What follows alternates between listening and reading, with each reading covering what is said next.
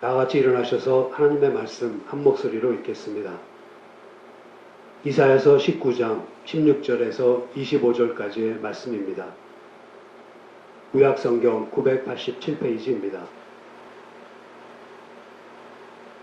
이사야서 19장 16절에서 25절까지의 말씀을 다 같이 읽겠습니다. 그날에 애굽인이 부녀와 같을 것이라. 그들이 만군의 여호와의 흔드시는 손이 그 위에 흔들림을 인하여 떨며 두려워할 것이며 유다의 땅은 애굽의 두려움이 되리니 이는 만군의 여호와께서 애굽에 대하여 정하신 모략을 인함이라. 그 소문을 듣는 자마다 떨리라. 그날에 애굽 땅에 가나안 방언을 말하며 만군의 여호와를 가리켜 맹세하는 5 성읍이 있을 것이며 그 중 하나를 장망성이라 칭하리라. 그날에 애굽 땅 중앙에는 여호와를 위하여 제단이 있겠고 그 변경에는 여호와를 위하여 기둥이 있을 것이요 이것이 애굽 땅에서 만군의 여호와를 위하여 표적과 증거가 되리니 이는 그들이 그 압박하는 자의 연고로 여호와께 부르짖겠고 여호와께서는 한 구원자 보호자를 보내사 그들을 건지실 것임이라. 여호와께서 자기를 애굽에 알게 하시리니 그날에 애굽인이 여호와를 알고 제물과 예물을 그에게 드리고 경배할 것이요 여호와께서 원하고 그대로 행하리라. 여호와께서 애굽을 치실 것이라도 치시고는 고치실 것인고로 그들이 여호와께로 돌아올 것이라. 여호와께서 그 간구함을 들으시고 그를 고쳐 주시리라. 그날에 애굽에서 아수르로 통하는 대로가 있어 아수르 사람은 애굽으로 가겠고 애굽 사람은 아수르로 갈 것이며 애굽 사람이 아수르 사람과 함께 경배하리라. 그날에 이스라엘이 애굽과 아수르로 더불어 셋이 세계 중에 복이 되리니 이는 만군의 여호와께서 복을 주어 가라사대 나의 백성 애굽이여 나의 손으로 지은 아수르여 나의 산업 이스라엘이여 복이 있을지어다 하실 것임이니라. 아멘. 오늘의 본문이 있는 이사야서 19장은 애굽에 대한 경고입니다. 1절부터 15절까지는 애굽에 대한 하나님의 심판의 이야기가 나옵니다. 그리고 그 결과에 대해서 이야기하는 16절부터 25절은 그날에 라는 말로 시작하는 5개의 작은 단락으로 이루어져 있습니다. 16절과 17절은 강성함을 자랑하며 하나님을 두려워하지 않던 애굽이 하나님의 심판을 경험한 후에는 여인들같이 두려워하고 떨 것이라고 합니다. 그 심판으로 인해 애굽이 만군의 하나님을 얼마나 두려워했으면 유다에 관한 소식을 듣는 것만으로도 몹시 떨게 됩니다. 이사야 선지는 심판의 메시지에 이어서 회복과 구원의 메시지를 전합니다. 18절에서 이사야 선지는 하나님을 두려워하던 애굽이 이제 하나님께 돌아와 하나님을 섬기게 된다고 말합니다. 앞으로 애굽에는 가나안 언어도 사용될 것이며 여호와의 이름으로 맹세하는 사람들이 사는 5 성읍이 생겨나는데 그 중에 하나가 장망성입니다. 이 장망성을 우상을 파괴하는 성읍으로 보는 견해가 있습니다. 또 장망성을 태양의 성읍으로 보아서 5 성읍 가운데 하나인 태양신을 섬기던 우상의 성읍조차도 하나님께 돌아올 것이다로 해석하는 견해도 있습니다. 19절에서 22절을 보면 애굽이 제단과 기둥을 세워 하나님께 대한 예배와 헌신을 표시할 것이며 하나님께서는 자신을 애굽에 드러내시는 증거를 그 제단과 기둥으로 삼으십니다. 그리고 애굽이 하나님께 도움을 간구하면 마치 사사시대에 이스라엘에게 그렇게 하셨듯이 그들을 구원하실 것입니다. 이처럼 애굽인들은 하나님을 알게 되고 또 섬기게 되는데 그들이 범죄하면 징계하심으로써 그들로 하여금 하나님께로 돌아오게 하실 것입니다. 이것은 하나님 앞에서 이스라엘과 애굽의 차별이 없어지는 것, 즉 이스라엘과 애굽이 동일하게 하나님의 구원 계획에 포함된다는 것을 나타냅니다. 23절은 유다의 남과 북에 위치한 애굽과 아수르가 이전의 적으로서의 관계를 버리고 서로 사이좋게 왕래하게 될 모습을 그리고 있습니다. 유다는 그들을 이어주는 복의 통로가 될 것입니다. 24절과 25절은 땅의 모든 족속이 너를 인하여 복을 얻을 것이다 하신 말씀이 이루어진 듯 이제 하나님께서 주시는 복이 유다를 넘어 아수르와 애굽에게로 흘러 넘치리라는 것을 나의 백성 애굽이여 나의 손으로 지은 아수르여 나의 산업 이스라엘이여 복이 있을지어다 하는 말로 선언합니다. 오늘은 이스라엘뿐만 아니라 애굽과 아수르 또한 사랑하시며 복을 주시기를 원하시는 하나님의 마음에 대해서 살펴보기로 하겠습니다. 아수르와 애굽은 이스라엘을 괴롭히며 하나님께 대적하는 대표적인 이방 나라들입니다. 그런데 오늘의 본문은 그와 같은 아수르와 애굽이 이스라엘과 함께 하나님의 구원의 대상이라고 말하고 있습니다.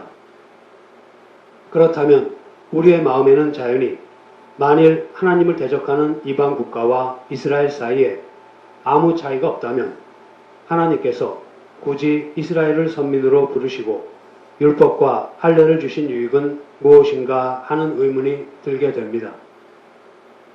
이것을 위해 우리가 잘 알고 있는 출애굽 사건을 생각해 보겠습니다. 출애굽 사건은 하나님께서 애굽인의 노예가 되어 핍박받고 있던 이스라엘을 애굽인의 손으로부터 구해주신 사건입니다. 그런데 이 사건을 단순히 하나님을 대적하고 하나님의 백성을 괴롭히는 애굽인과 하나님의 백성인 이스라엘이라는 관점에서만 보면 오해의 여지가 있습니다. 그것은 하나님께서 하나님을 대적하고 하나님의 백성을 괴롭히던 애굽인의 손에서 하나님의 백성인 이스라엘을 구원해 내셨다고 보는 것입니다. 맞는 말이지만 여기에 있는 오해의 위험성은 하나님께서 하나님의 백성을 구원하셨다는 것으로 이스라엘이 자기들이 얻은 구원을 당연한 것으로 생각하는 것입니다. 하나님의 백성으로서 마땅히 받아야 할 구원을 받은 것이라고 오해하는 것입니다. 그러므로 우리는 죄와 죄인의 구별을 확실하게 할 필요가 있습니다. 이스라엘은 이미 하나님의 백성으로서 애굽에 살았던 것이 아니라 애굽에서 나오는 시점으로부터 비로소 하나님의 백성이 되는 것입니다. 이 사실을 이해하는 것은 매우 중요합니다. 구원이란 무엇입니까? 구원이란 죄 아래에서 종살이하던 죄인을 죄로부터 해방시켜 하나님의 백성으로 회복시키는 것입니다. 이러한 면에서 죄와 죄인은 구별되어야 합니다. 출애굽 사건을 생각할 때에 애굽이라는 나라는 죄를 상징하고 있습니다. 애굽에서 노예로 있었던 이스라엘은 죄 아래에서 종살이하던 죄인을 가리킵니다. 그런데 애굽이라는 죄 아래에서 종살이하던 죄인은 이스라엘 백성뿐만 아니라 애굽인들 또한 마찬가지입니다. 여기에서 우리가 기억해야 할 것은 애굽이 죄를 상징하는 것이지 죄인을 상징하는 것이 아니라는 사실입니다.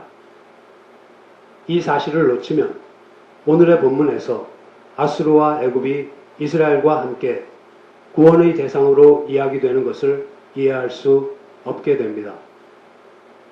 애굽은 전 인류를 그 아래에 가둔 죄를 상징합니다.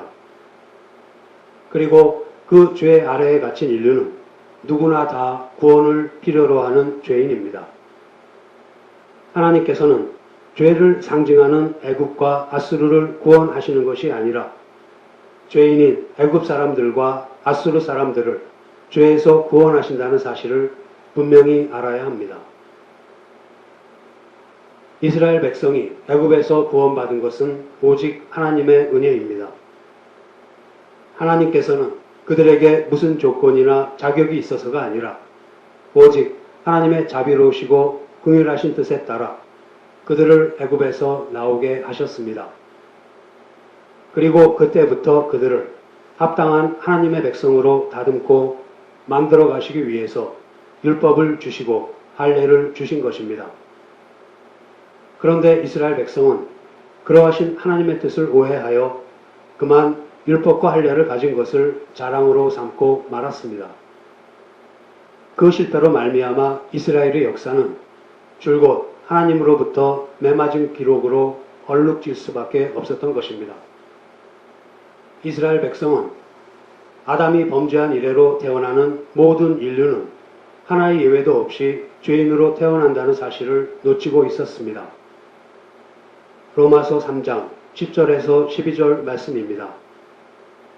기록한 바 의인은 없나니 하나도 없으며 깨닫는 자도 없고 하나님을 찾는 자도 없고 다 치우쳐 한 가지로 무익하게 되고 선을 행하는 자는 없나니 하나도 없도다. 태어날 때부터 점도 없고 흠도 없이 태어나는 사람은 단 한 사람도 없습니다. 죄인으로 태어난 우리를 하나님께서 불쌍히 여기셔서 죄로부터 해방시켜 자녀 삼아 주시고 또 자녀답게 크도록 훈련시키시고 다듬어 가십니다. 그리고 마지막 날에 가서야 우리를 점도 없고 흠도 없는 온전한 모습으로 하나님 앞에 서게 하시는 것입니다. 그런데 모든 인류가 죄 아래에 있고 우리가 본래 죄인이라는 사실을 잊으면 유대인들이 이방인들에게 심지어는 동족에게도 그렇게 했듯이 우리 역시 자연인에게는 물론 신자를 향해서도 자랑과 판단과 정죄를 앞세우게 됩니다. 우리는 우리의 구원이 구별과 차별을 위한 것이 아니라 회복을 위한 것이라는 사실을 잊지 말아야 합니다. 안타깝게도 유대인들은 율법을 가지고 있고 할례를 받고 있는 것으로 자기들은 이미 구원을 얻었다고 생각했습니다. 이처럼 그들은 스스로를 구원을 필요로 하는 죄인의 상태에 있지 않다고 생각하는 심각한 오해에 빠져 있었던 것입니다. 이에 대한 로마서 2장 17절에서 20절 말씀입니다. 유대인이라 칭하는 내가 율법을 의지하며 하나님을 자랑하며 율법의 교훈을 받아 하나님의 뜻을 알고 지극히 선한 것을 좋게 여기며 내가 율법에 있는 지식과 진리의 규모를 가진 자로서 소경의 길을 인도하는 자요 어두움에 있는 자의 빛이요 어리석은 자의 훈도요 어린 아이의 선생이라고 스스로 믿으니. 유대인들의 오해는 율법을 가진 것이 이미 선생이 된 표라는 것입니다. 그런데 다른 사람들을 가르치는 내가 왜 네 자신은 가르치는 대로 살지 않느냐 하는 것이 사도 바울의 지적입니다. 다른 사람을 가르치는 내가 너 자신은 가르치지 않느냐? 도둑질하지 말라고 가르치는 내가 도둑질하느냐? 간음하지 말라고 말하는 내가 간음하느냐? 우상을 혐오하는 내가 성전의 물건을 훔치느냐 하는 지적입니다. 사도 바울은 너희가 가르친 것을 너희가 먼저 그대로 살아내지 않는 한 선생이 아니라는 것입니다.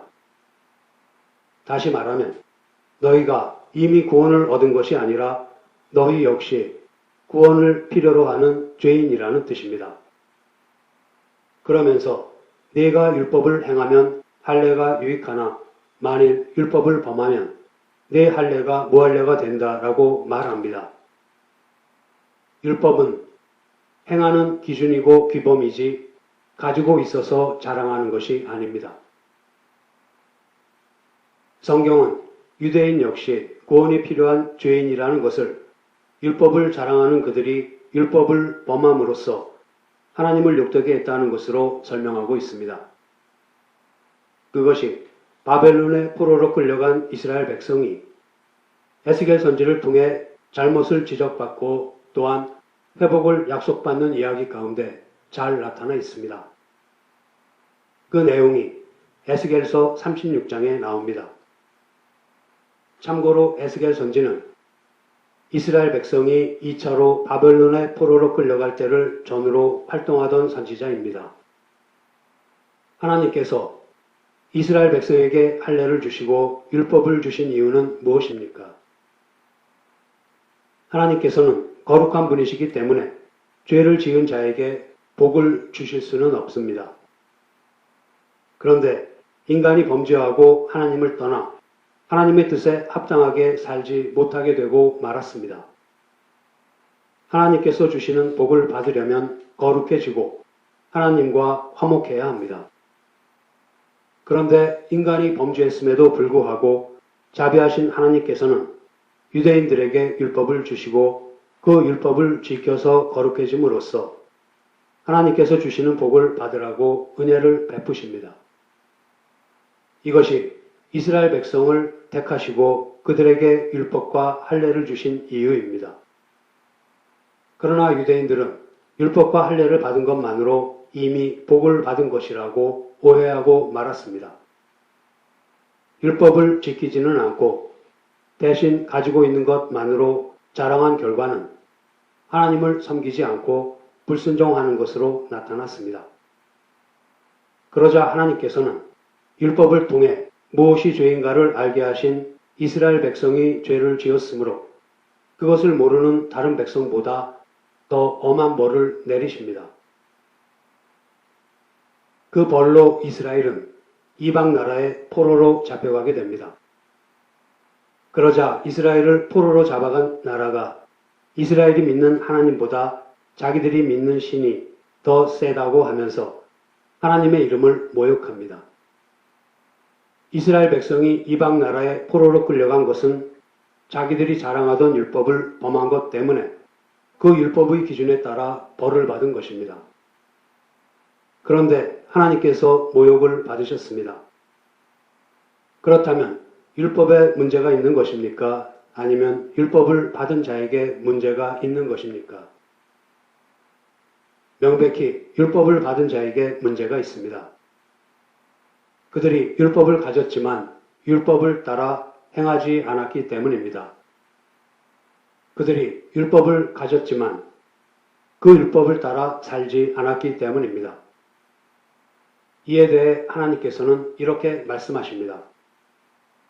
너희가 나에게 범죄하여 내게 벌을 받고 쫓겨감으로 인해서 너희만 고통을 당한 것이 아니라 내 이름도 더럽혀졌다. 나는 내 이름을 아껴서 내 이름을 거룩하게 하고야 말 것이다. 그래서 포로된 너희들을 다시 불러 황폐한 너희 성읍을 건설하게 하고 너희에게 복을 주겠다. 내가 이렇게 하는 것이 너희를 위함이 아닌 것을 너희가 깨닫게 될 것이다 라고 하십니다. 이 말씀에서 내가 이렇게 하는 것은 너희를 위함이 아니다 하신 것은 단순히 너희를 위한 것이 아니라 나를 위한 것이다 하는 정도의 뜻이 아닙니다. 그 진정한 뜻은 너희가 행한 것의 결과가 아니다 라는 말입니다. 우리는 이 말씀에 담긴 뜻을 잘 이해하고 반드시 기억해야 합니다. 왜냐하면 그것이 바로 구약 성경의 핵심이기 때문입니다. 구약 성경에는 인간이 얼마나 무능하고 부패한 존재인가 하는 것이 밝히 드러나 있습니다. 또한 그럼에도 불구하고 이스라엘 백성이 하나님의 보호와 인도하심 아래에 있는 것은 그들이 보호받을 만한 어떤 조건이나 자격이 있어서가 아니라 오직 은혜로우시고 자비로우시고 노하기를 더디하시며 오래 참으시는 하나님의 우리를 구원하시려는 뜻으로 말미암는다는 것입니다. 그런데도 유대인들은 자기들이 율법을 가졌으므로 선생이라고 끊임없이 주장하다가 마침내 예수님으로부터 무서운 책망을 듣게 됩니다. 누가복음 18장 9절에서 14절 말씀입니다.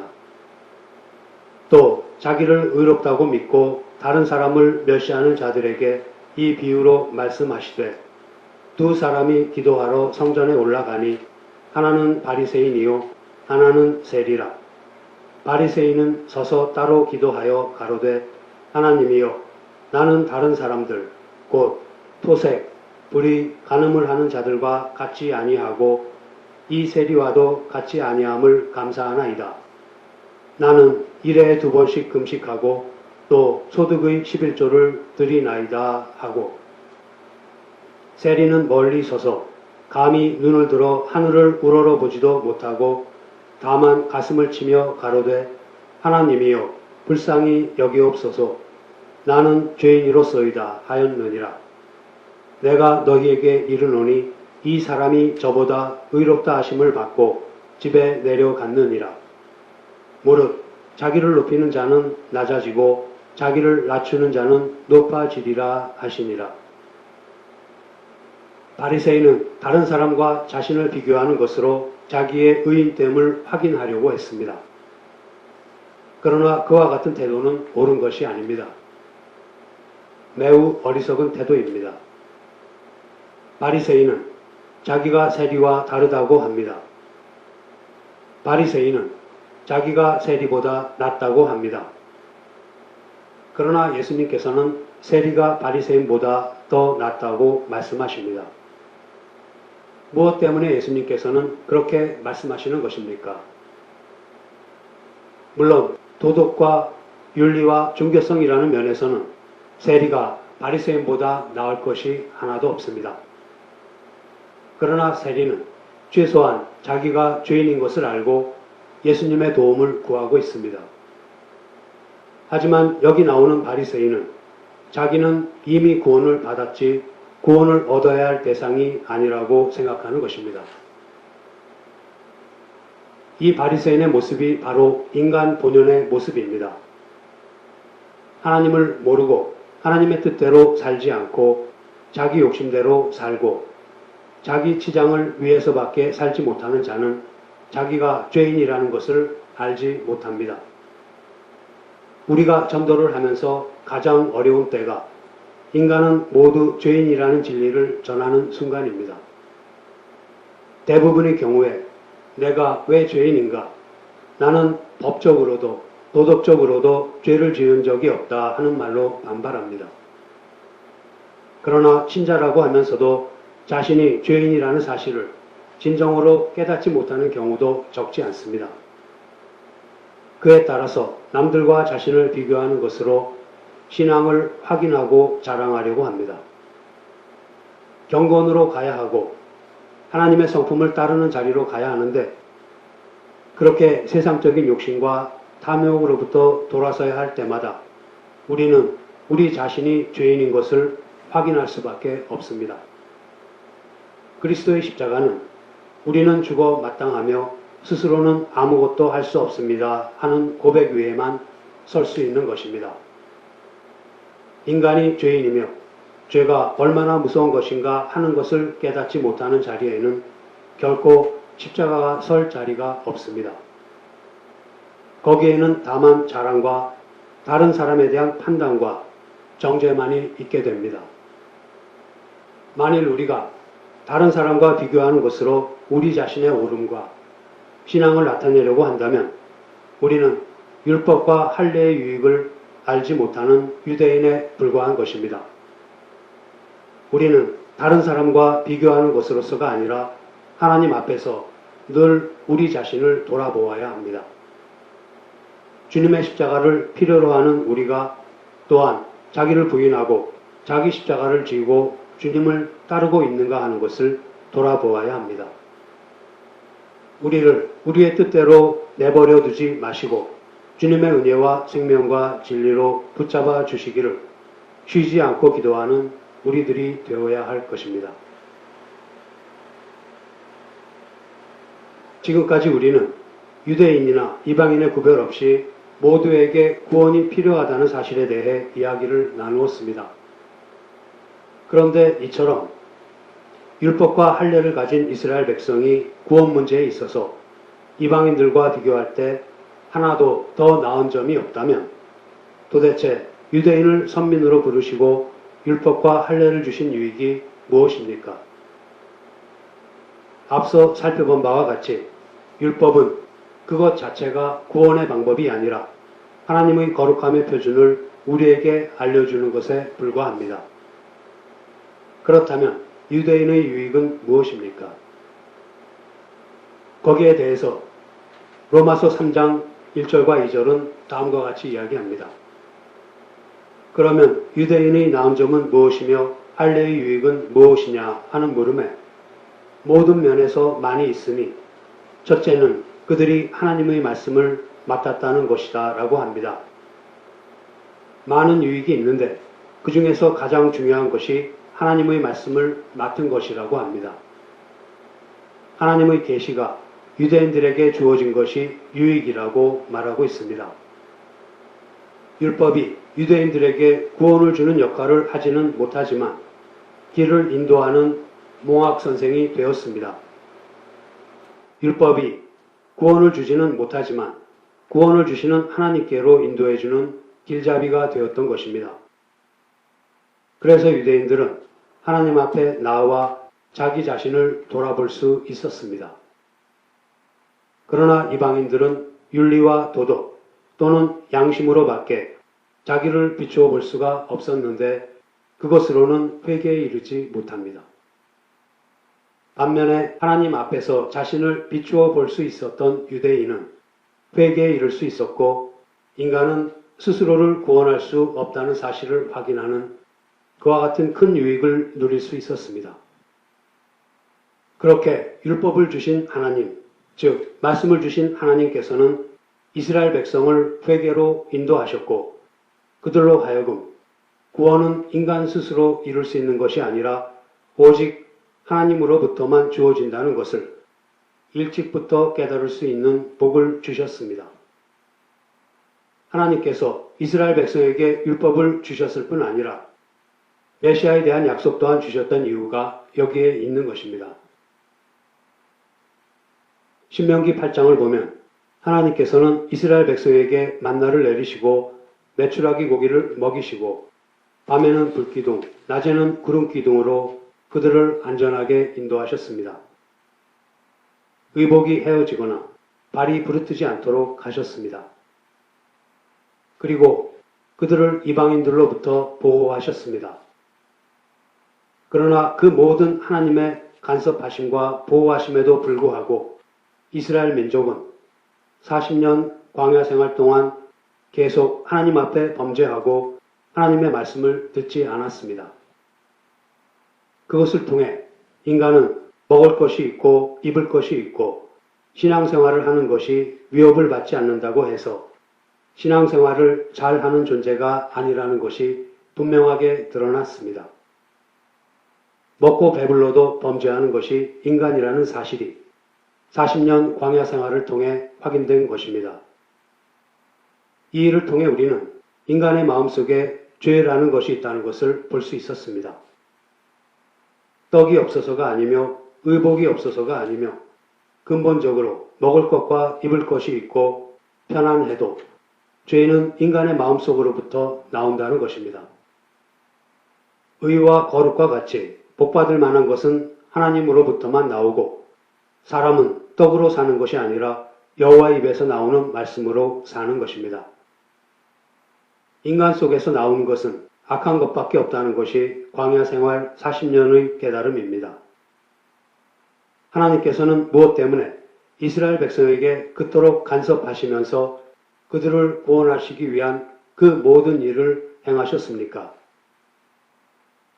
그것은 이스라엘 백성이 이미 구원받은 하나님의 백성이라서가 아니라 하나님의 백성으로 만들기 위해서였습니다.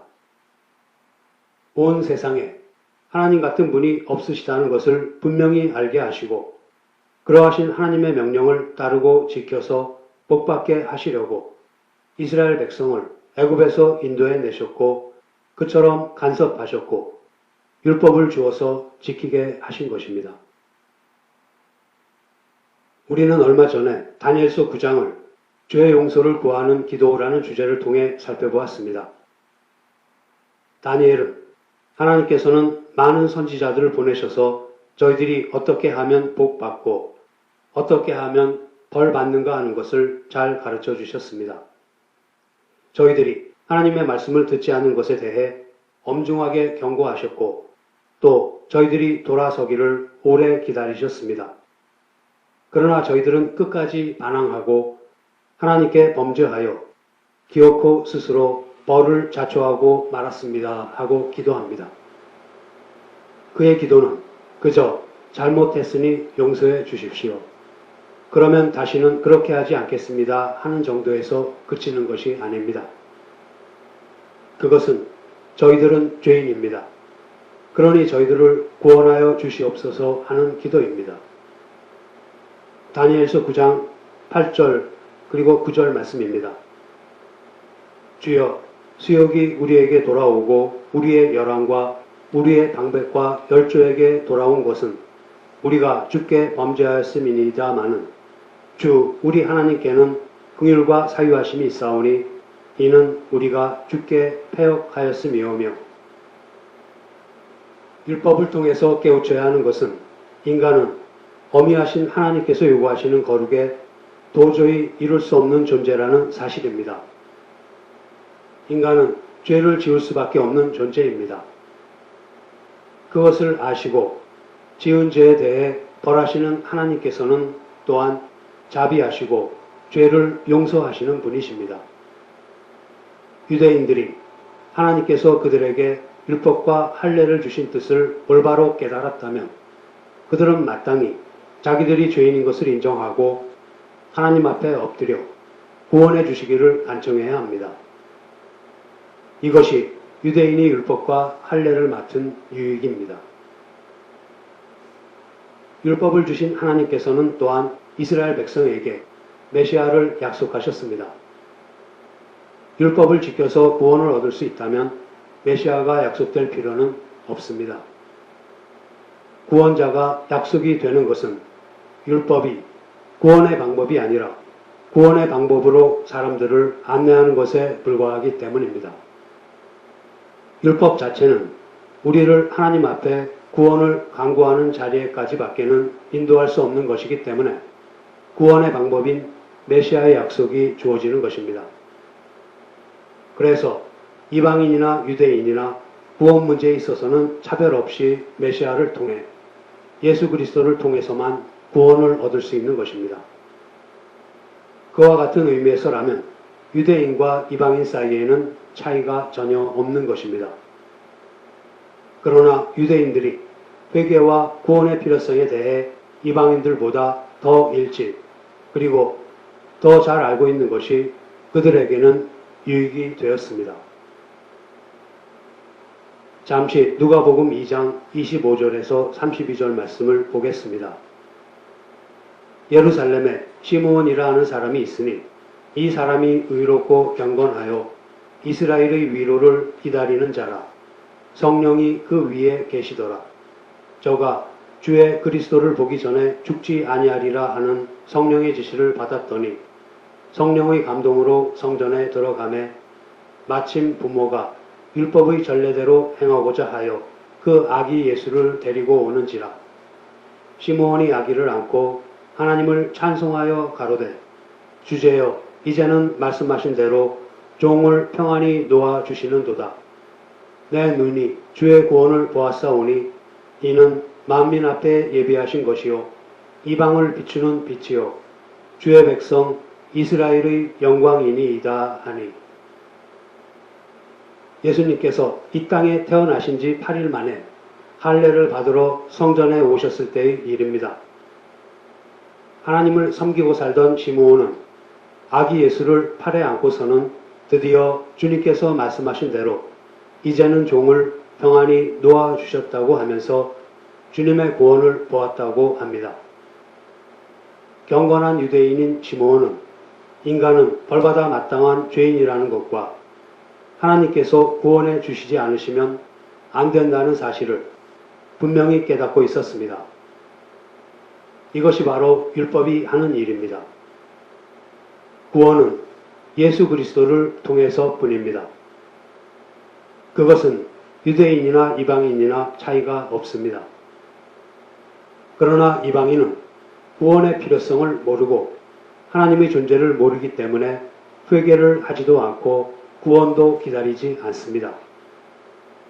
그러나 유대인은 구원을 주실 분을 간절히 기다리고 있습니다.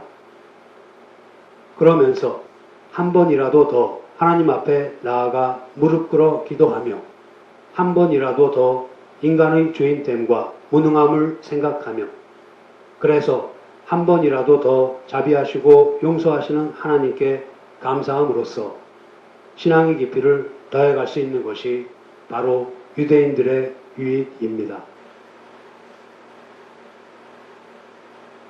이제 말씀을 마치겠습니다. 우리는 오늘의 본문에 나오는 하나님의 구원이 이스라엘을 넘어서서 이방 나라인 애국과 아수르에까지 미치리라는 소식을 이사야 선지의 선포를 통해서 들었습니다. 이 선언은 마지막 때에 하나님의 구원이 열방에까지 미칠 것이라는 사실을 미리 보여주는 것입니다. 하나님께서는 애국을 나의 백성이라고 부르시는데 이것은 하나님과 이스라엘 백성 사이에 맺어진 언약 관계를 나타내는 말입니다. 놀랍게도 하나님께서는 애국과의 관계를 이스라엘과의 관계와 대등하게 보고 계십니다. 그리고 하나님께서는 아수르를 나의 손으로 지은 작품이라고 부르시는데 이것은 하나님께서 진흙으로 빚어 만드신 작품이라는 뜻입니다. 또 하나님께서는 늘 그렇게 하셨듯이 이스라엘을 나의 산업이라고 부르십니다. 물론 이것은 이사야 선지 활동 당시에 강대국인 애국과 아수르 사이에서 시달림을 받던 이스라엘의 처지를 생각하면 전혀 이해가 가지 않는 상황입니다. 그러나 오늘의 본문에 의하면 아수르와 애국은 땅의 모든 족속이 너를 인하여 복을 얻을 것이라는 아브라함에게 주신 약속과 관련하여 이스라엘과 똑같은 차원의 풍성한 영적인 복을 누립니다. 그리고 이것은 복음이 만방에 선포된 신약시대에 이루어집니다. 그리스도께서 유대인과 이방인 사이에 원수된 것을 십자가로 소멸시키시고 유대인과 이방인을 화목하게 하셨습니다. 그 옛날 하나님께서 택하셔서 부르시고 율법과 할례를 맡기신 그 유익을 풍성하게 누린 이스라엘은 이방인들 앞에 복의 근원으로 섰습니다. 그러면 오늘날을 사는 신자는 자연인들 앞에 어떠한 모습으로 서야 하겠습니까? 자연인들도 죄인이고 신자도 죄인이었습니다. 그러나 자연인들은 죄에 대한 이해도 없고 죄를 해결할 방법도 없습니다.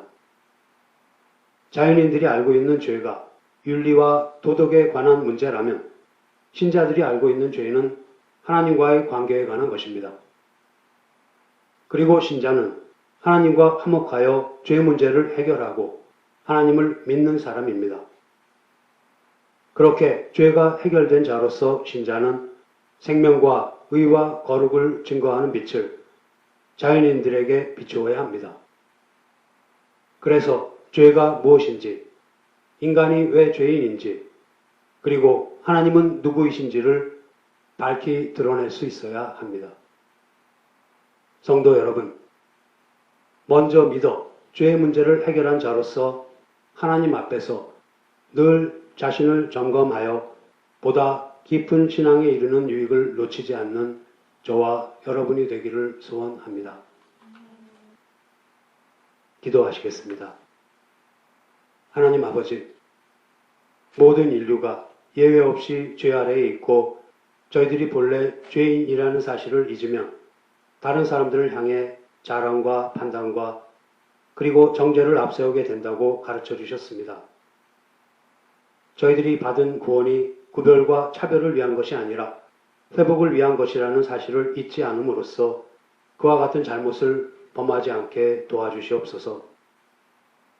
다른 사람과 비교하는 것으로 저희들 자신의 옳음과 신앙을 나타내려고 하지 말고 주님 앞에서 늘 저희들 자신을 돌아보는 것으로 신앙을 키워가게 하여 주시기를 원합니다. 만일 다른 사람보다 먼저 믿게 해주신 것이라면 한 번이라도 더 주님의 이름을 부르고 그 앞에 나아가 엎드려 기도하게 하여 주신 은혜를 감사드리게 하여 주시옵소서. 그러한 유익을 누리는 가운데 기뻐가는 신앙을 통해 주님을 증거하며 살아가는 저희들이 되게 하여 주시옵소서. 우리 주 예수 그리스도의 이름으로 기도드립니다. 아멘.